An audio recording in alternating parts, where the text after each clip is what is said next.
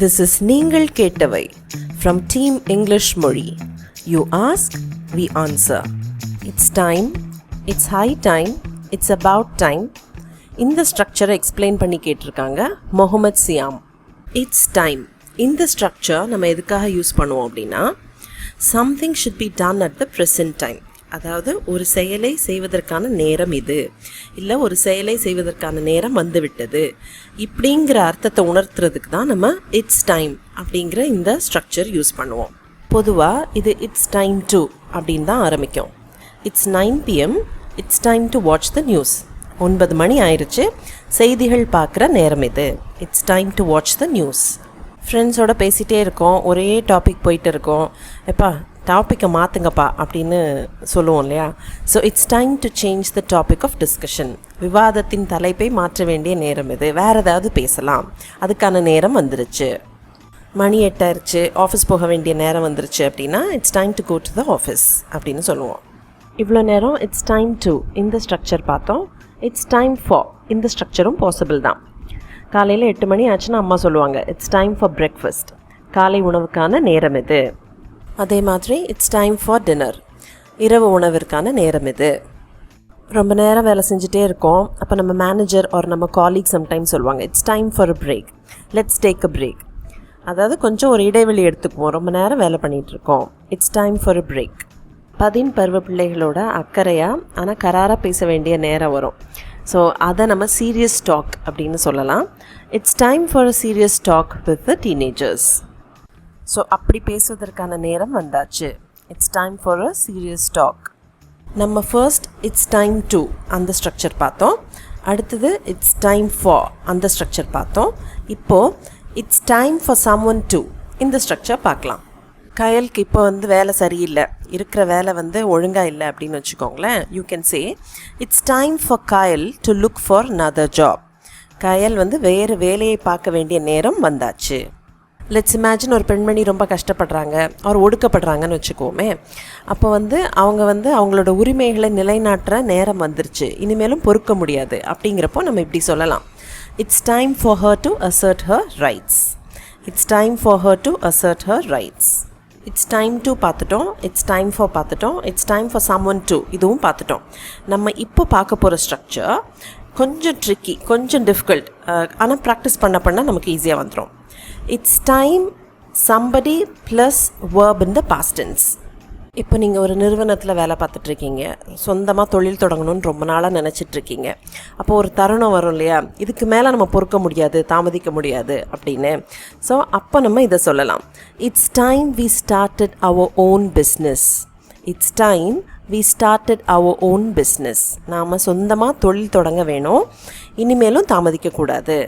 இதில் ரொம்ப முக்கியமாக நீங்கள் நோட் பண்ண வேண்டியது, இட்ஸ் டைம் வி அப்படின்னு போட்டதுக்கப்புறம் past tense of the verb தான் வரணும். It's time we start our own business, இது wrong. It's time we started our own business, இதுதான் கரெக்ட். மாறனோட லேப்டாப் சரியாகவே வேலை செய்யலைன்னு வச்சுக்கோங்களேன். நம்ம இப்படி சொல்லலாம், it's time Maran got his laptop fixed. அவன் லேப்டாப் ஃபிக்ஸ் பண்ணுற நேரம் வந்தாச்சு, இனிமேலும் அவன் தாமதிக்கக்கூடாது. It's time Maran got his laptop fixed. Now look at this. It's time to start our own business. It's time we started our own business. இந்த ரெண்டுக்குமே அர்த்தம் ஒன்று தான், சென்டென்ஸ் ஸ்ட்ரக்சர் தான் டிஃப்ரெண்ட்டாக இருக்கும். It's time for Maran to get his laptop fixed. It's time Maran got his laptop fixed. இந்த ரெண்டுக்கும் அர்த்தம் ஒன்று தான், சென்டென்ஸ் ஸ்ட்ரக்சர் தான் டிஃப்ரெண்ட். ஸோ இவ்வளோ நேரம் நம்ம இட்ஸ் டைம் இதோட டிஃப்ரெண்ட் ஸ்ட்ரக்சர்ஸ் பார்த்தோம். It's high time, it's about time, இதை எப்படி யூஸ் பண்ணணும். நம்ம கடைசியாக ஒரு ஸ்ட்ரக்சர் பார்த்தோம் இட்ஸ் டைம்க்கு, ஞாபகம் இருக்கா? It's time somebody plus verb in the past tense அப்படின்னு பார்த்தோம். அதே ஸ்ட்ரக்சர் தான் இட்ஸ் ஹை டைம்க்கும். It's high time plus somebody plus verb in the past tense. It's high time he informed his parents about his career plans. It's டைம்க்கு பதிலாக it's high time நம்ம எப்போ use பண்ணுவோம் அப்படின்னா, இன்னும் அழுத்தம் கொடுத்து சொல்கிறதுக்காக. அதாவது எப்போவோ சொல்லியிருக்கணும் அவங்க அம்மா அப்பா கிட்டே, இன்னும் சொல்லாமல் இருக்கான் பாருங்கள், ஓகே இப்போவாது சொல்லணும் அவன் அப்படிங்கிறத நம்ம தெரிவிக்கிறதுக்கு தான் இட்ஸ் ஹை டைம் யூஸ் பண்ணுவோம். It's high time he informed his parents about his career plans. It's about time. இதுவும் ஹை டைம் மாதிரி தான், இதுக்கும் அதே ஸ்ட்ரக்சர் தான். It's about time somebody plus verb in the past tense. It's about time I cleaned up my room. என்னோடய room வந்து செம்ம குப்பையாக இருக்குது, இப்போவாவது நான் அதை க்ளீன் பண்ண ஆரம்பிக்கணும். எப்போவோ க்ளீன் பண்ணியிருக்கணும், அட்லீஸ்ட் இப்போவாவது பண்ணணும். நம்ம இட்ஸ் டைம் கூட நிறைய ஸ்ட்ரக்சர்ஸ் பார்த்தோம் இல்லையா? It's time to, it's time for someone to. இந்த ஸ்ட்ரக்சர்ஸ்லாம் it's high time, it's about time இது கூட பாசிபிள் கிடையாது. இட்ஸ் ஹை டைம்க்கும் இட்ஸ் அபவுட் டைம்க்கும் ஒரே ஒரு ஸ்ட்ரக்சர் தான் வரும். அதாவது it's high time plus somebody plus verb in the past tense. அதே மாதிரி it's about time plus somebody plus verb in the past tense. நம்ம சம்மரைஸ் பண்ணலாம். இப்போ அம்மா வந்து நம்மக்கிட்ட சொல்கிறாங்க it's time to go to bed, அப்படின்னா நீ தூங்க போகிற நேரம் வந்தாச்சு அப்படின்னு சொல்கிறாங்க. இதை நம்ம it's time you went to bed அப்படின்னு சொல்லலாம். It's high time you went to bed, என்ன டிவி பார்த்துட்டே இருக்க, எப்போ நீ தூங்க போயிருக்கணும். It's about time you went to bed. It's time, it's high time, it's about time இதோட அர்த்தம் ப்ளஸ் ஸ்ட்ரக்சர் நம்ம பார்த்தோம். உங்களுக்கு அது கிளியராக இருக்கும்னு நான் நினைக்கிறேன். ஒரு சின்ன குவிஸ் எடுக்கலாமா? It's time kept a new car. This old one isn't good enough for you. Bought வருமா, to buy வருமா? When are you going to buy a car? எப்போ கார் வாங்க போகிற? It's high time you gap a car. Bought வருமா, buy வருமா?